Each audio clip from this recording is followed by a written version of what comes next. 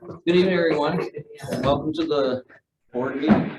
We will open the meeting. Maybe Julie, would you lead us in the pledge? Pledge allegiance To the flag of the United States of America and to the republic for which it stands, one nation, under God, indivisible, with liberty and justice. Thank you very much. Welcome again. We will begin with the approval of tonight's agenda. Make motion for approval of the third regular board meeting agenda. Second. All in favor? Aye. Aye. Thank you. Unanimous. Item 1.04. Yep, I would like to make a motion for approval of the April 18th, 2022 regular board meeting minutes. Second. All in favor? Aye. Aye. Unanimous. Thank you. So, Then we gotta do the special meeting minutes. too. oh yeah, oh, thank you. I'd like to make a motion for approval of the April 25th, 2022 regular board meeting or special board meeting minutes. Second. All in favor? Aye. Aye. Thank you. And thanks everyone for doing that. It was On cue, right? Wow. Right? and cue. Okay, yeah, we lost, but it's okay. But you look good. Right? The rain really did the job on my hair. Okay, Teacher Appreciation Week is this week. Next week is National School Nurses Day on Wednesday. The seniors are having a fundraiser at UHOTS in Lighterstead next Wednesday, which just got approved today. AP exams started yesterday. They go through next week. They seem to be going well. Everybody's feeling pretty good. So, and then the band and chorus concert are now on the same night, May 17th, starting at 7. I think, I don't know who's going first. I have no idea. Are there any questions? That's about it. Well done. Thanks. Thank you. I'm gonna go home now. Pavilion. I called my mom. I'm like, we're on the flats. Don't really know when I'm gonna get back, but I'm here. I'm gone. Perfect timing. Thank you. Thank you. Not a minute wasted. Thanks, Regina. So then, we'll go right to the superintendent's report. Absolutely. So as Regina did say, it is Teacher Appreciation Week, and the teachers have lots of activities throughout the week to celebrate them. So certainly want to let them know that we appreciate all that they do. There's the PTSA luncheon on Wednesday. It's set up a little bit differently this year. They're going to have the food in each of the faculty rooms. So whenever the teachers are able to, they can go in and have their lunch. And then the Board of Education and myself, we're going to provide donuts and bagels on Friday morning. So everyone will not be hungry this week. And it's great timing that the U.S. News came out with their rankings, because this really does talk about all the great work that our teachers are doing. We are once again first in Livingston County, 5th in the Rochester metro area, and 81 in New York State. So again, this does not happen by chance. It is due to the entire work of the entire district, and just congratulations to everyone on such a prestigious award. So congratulations. We did have our public hearing tonight, and I'm not going to go through this in detail because all the slides that we see have been presented up until this point. But again, just in general, when we look at our budget increase, our budget this year for the proposed 22-23 school year is $21,948,601. That's a 2.29% increase. Our tax levy is 1.75, and we did see an increase in our state and federal aid. A couple of things just to point out on this slide. When you look from 21-22 to the 22-23 school year, you will notice under teaching and learning, it looks like our salaries have gone, or that amount has gone down. And that is because we do have teachers being paid out of federal grants in that line. So that's why the 22-23 amount is less.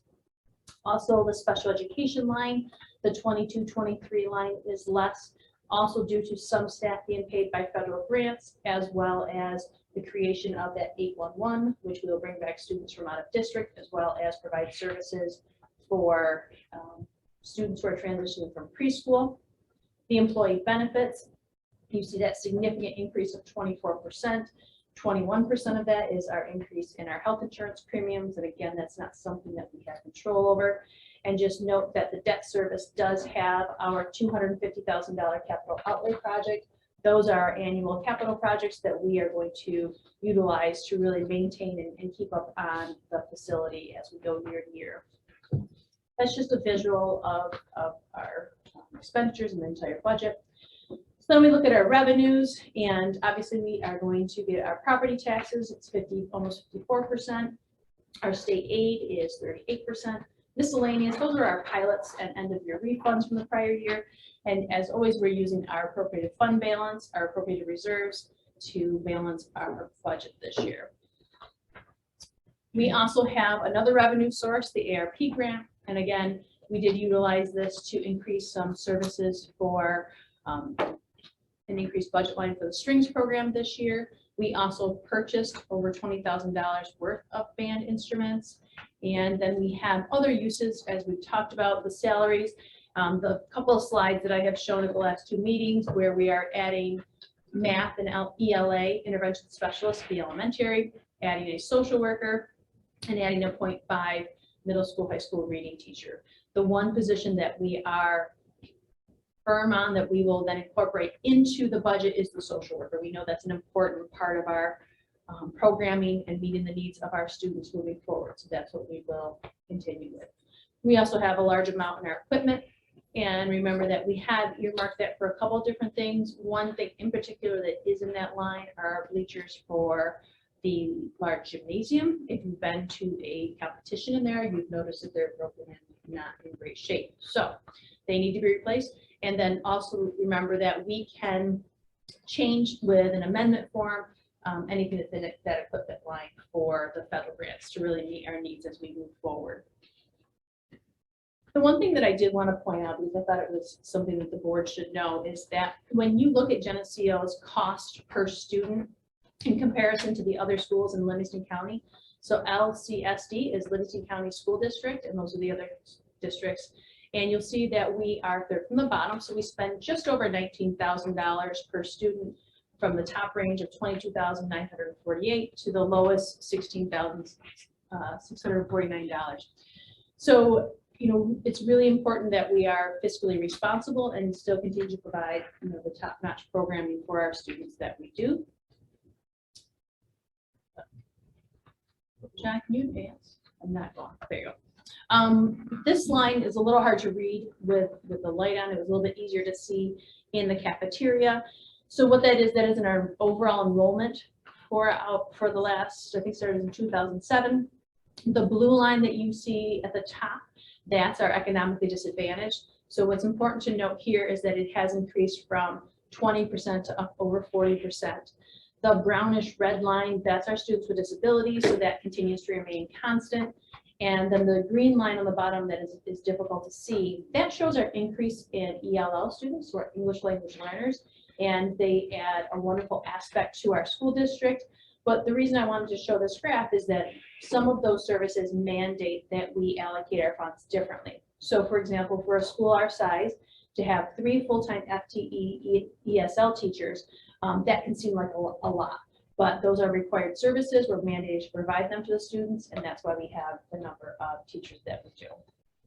When we're over 5%, like we are for ELL, we also have to provide our entire staff professional development in that area. The other thing that we know is important to us is our staff to student ratio, and you will see that we are towards the end in keeping our class sizes small, on average 8.82 students to a staff member here. And again, you know, really being conscientious of keeping those costs down, but also keeping our class sizes down as well. This is a graph of live births. So the purple line is the live births for anybody who would be considered in the Geneseo School District. And then the orange line is the number of students that have entered kindergarten. So you see up until the 2020 school year that it was consistent, that it stayed pretty constant, that anybody who there was a live birth, many of those students, up to like 96%, entered kindergarten. We do know we have students that go to private schools or some other homeschool education. That large dip, I'm anticipating was due to COVID. Kindergarten is not mandated, and there were a lot of unknowns in that kindergarten year. So some parents may have kept their students out. Some parents may have chosen to send their students to a private school because they were open 5 days a week and we weren't. And this year, that line has gone back up to be consistent and parallel with what we've seen in the past.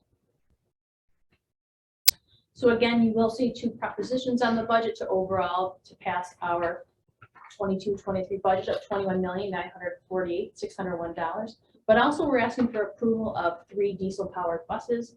And as David noted, they are the 77 passenger, the big ones.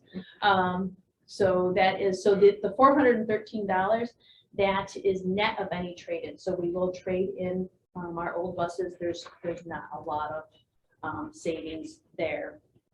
There was a question in the budget hearing about any consideration to buy an electric bus, because we know that's in law and that's what we're going to be forced to purchase.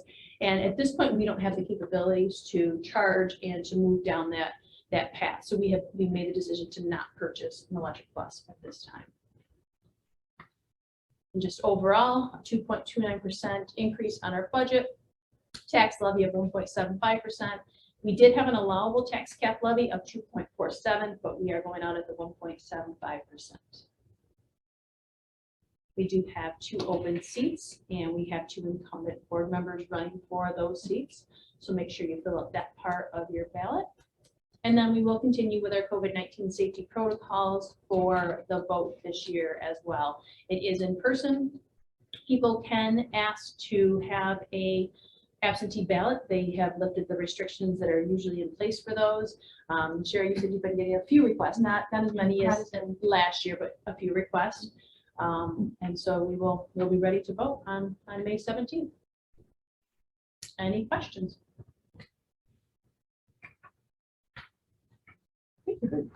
Thank you. And just to follow up, Teacher Appreciation Week, on behalf of the board, we're very grateful to the faculty for all that you do. And you make us look good. And the U.S. News report is a perfect example of that. And we're more than happy to provide some local bagels on Friday morning. So please enjoy them. And again, we're very grateful. Thank you. Okay. Community relations. Nobody signed up to speak. Okay. Audit and finance. I don't think We the have, fellows met. Okay. so So there'll be nothing to report. no report. Okay. All right. Policy committee. We didn't meet, but we'll be doing the first reading on the policies that we described at the last meeting. The fingerprinting, Family Medical Leave Act, students in temporary housing, popularly known as McKinney-Vento, and student evaluation, promotion, placement policies. Those are all required policies. And we will meet again the next time at 6 o'clock, on 16th maybe, right? Am I right? Yes, you are meeting on the 16th. Yes, audit won't meet until June. Okay, May? I'll remind you. Okay. Let me get May. So that's that for policy. GCF, do we have any? GCF has been busy. Our teachers are utilizing the grant service. It's wonderful to see. We have one that was recently approved was to get eggs from the cooperative extension, and we will have chicks hatching in first grade about 7 days after we get them. And then, in case everyone was wondering, because there was the question, what happens to the chicks after they're born or hatched? Anytime we don't have a house or family that doesn't want them, the Cornell Cooperative Extension will take them back. But we did have families this year and last year who want the chicks, so they take them. Then we had another teacher request the Zoomobile to bring that to Geneseo. So, you know, the comments among GCF is just, they are so thrilled with the creative ideas that the teachers are coming up with and utilizing their grant service. So Allison, spread the word. They're loving the request. If any of the board members are interested in the chicks, you get a hold of Jim Mehmet. He's the chairman of that committee. I'm sure he'd be able to help you out on it. Okay. So we'll go right to personnel. Yep. I make a motion for a consent agenda for item 6.02 through 6.05. Any questions on any of those?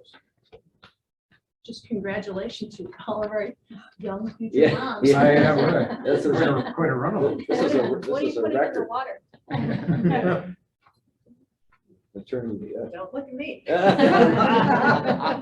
Well, I just saw that someone said that there was a shower for 4 Yeah. people getting married Yeah. this summer. which- Wow. Just in elementary. Yeah. Oh, good deal. Great. Any questions? If not, all in favor, say aye. Aye. Anyone opposed? Unanimous, thank you. New business? Yep, under new business, make a motion for a consent agenda of items 7.02 through 7.05. Questions on any of those? Routine things, the transportation requests are a little bit late, but the districts have the authority to grant the requests if we're going there anyway and there's room on the bus, and there is. So we can accommodate those good folks. Business office? No, Or you're we ready? gotta vote. Oh, we gotta vote. All in favor? Aye. Aye. Anyone opposed? Passed unanimous. Thank you.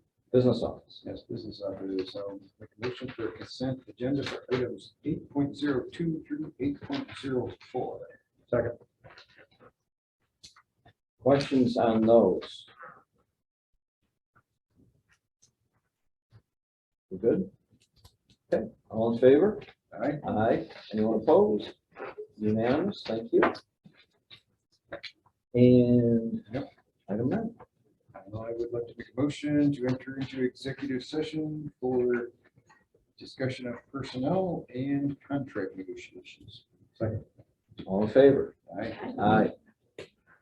Thank you, everyone. Have any prom pictures? Oh, prom pictures. Mr. Salto did not give any prom pictures to me. I Oh. apologize. We'll make sure they're in the next. Oh, yeah.